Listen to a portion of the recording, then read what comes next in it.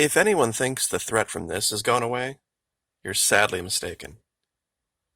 I haven't talked about it for a while. It has to do with how YouTube works and the way their algorithms push topics around, but in this very recent November 2019 article, the Bahamians are taking it very seriously. There's an aspect of this story that I tried the very best I could to relate to my audience that I don't think really sunk in. And I'm going to try to, again, show this. You can test completely clear of this virus and still have it living in certain areas of your body. And not only just living there, you are able to infect other people. The symptoms of this particular virus are what they call non-specific, meaning they mimic and mirror other things.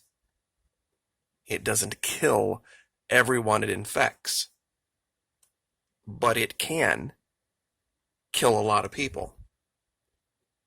Now, in this particular article, they share some things that a lot of people would gloss over when they're reading through it.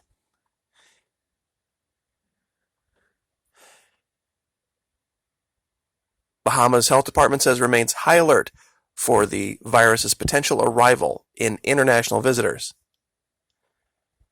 They have been in the process of doing a number of sensitization training sessions.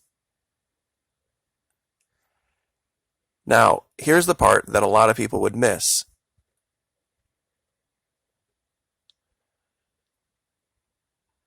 October 29, 2019, 3,268 Ebola Zaire cases confirmed. They're saying that the risk assessment remains low. However, a previous real-world example justifies the Bahamas' apprehension of the Ebola virus arriving along with international visitors. This is the story of that doctor that brought it back, got sick, got cured, brought it back. It was in his eye, and nobody knew, because they didn't have a way of testing for it. Now, here's the part that everyone would miss. October 11, 2019, that's this year, FDA announced the marketing approval of a rapid diagnostic test to detect Ebola virus antigens in human blood. The OraQuick Ebola Rapid Antigen Test provides a rapid, presumptive Ebola diagnosis. This new test is the first RDT the FDA has allowed to be marketed in the U.S. Furthermore, a negative test result does not rule out Ebola virus infection. This is the crux of the argument I was trying to make over and over again. They do not have a reliable test for it. 100% bulletproof test for it. That means you could have all sorts of people coming in, and some may have been infected, some may not have been infected. They're just going to say if it's clear in their bloodstream, they're fine. One of the dumb arguments that was being made by I think it was Houston Director of Health, was that they were holding them for a certain amount of time, which they believed to be the incubation period. That only would protect against people who had been recently infected. There's a story, and there's multiple articles about it, about how it can live undetected even post-infection and post-clearing your blood in the testicles, in the eyeball, and other places in the body. This particular story here is very instructive in that. It talks about how this woman spread the Ebola virus a year after infection. Now, here's the part of this that a lot of people didn't get. She infected both her husband and her two sons. And in this article, it says that it's likely she didn't infect her husband through sexual contact. Casual contact. Because the son, the 15-year-old son, died, the younger son lived, and the husband lived. And that's covered right here. So if you can get it, and you can be cured of it, and you can hang on to it in places where it can't be tested for a year later, and then you can reinfect someone and kill them,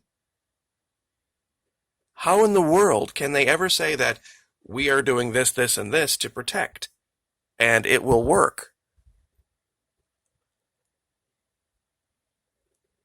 This is the part that people aren't getting. Now, when you add in the peer-reviewed studies from the Public Library of Science, which they confirmed that lung-specific Ebola infections occur, and that viral RNA is found in lung tissue following the clearance of the plasma. It's very clear how this is being spread. That it's airborne. Airborne or mosquitoes. One of the two. In fact, in one of these articles, and I'll give you all the links, they talk about trying to avoid being bitten by bugs if you're going to travel. As advice, avoid bug bites. As opposed to someone setting out on their vacation, I really hope I get chewed up by mosquitoes, regardless of whether there's a contagion out there or not.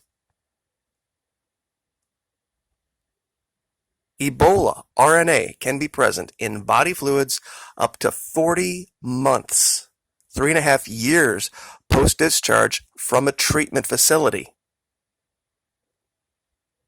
A multinational team of investigators studied bodily fluids from Ebola virus disease patients up to 40 months after their treatment discharge in order to make strides in obtaining knowledge about viral persistence of the disease.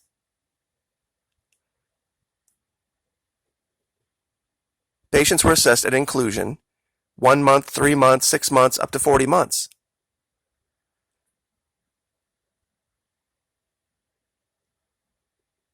It's not going away.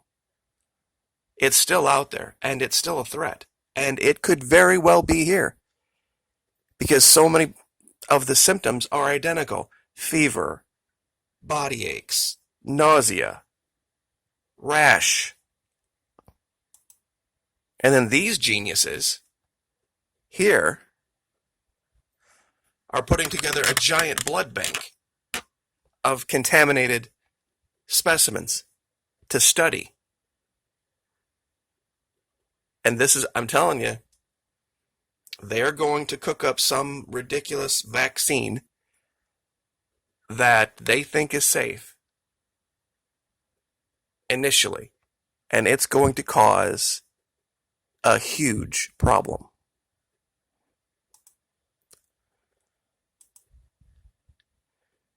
There are just too many variables. This was just in 2018. They didn't think this was possible. First time, female survivor transmits the infections. It is morphing. It is adapting. It is evolving. You cannot test for it accurately and rule it out completely. Even in the most recent release of a test that they just approved this year, they state emphatically and unequivocally, just because this says you don't have it doesn't mean you don't have it.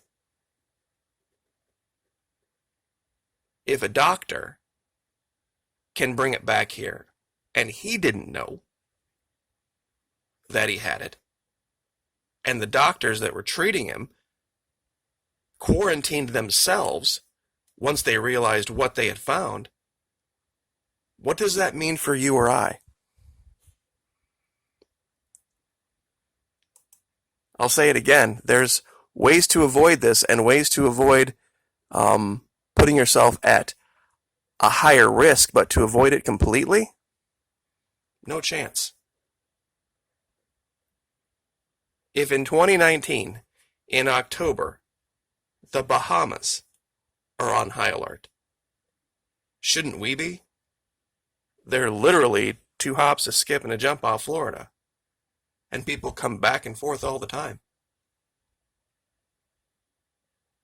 And I guess I'll just leave that there as an update. Like, share, subscribe.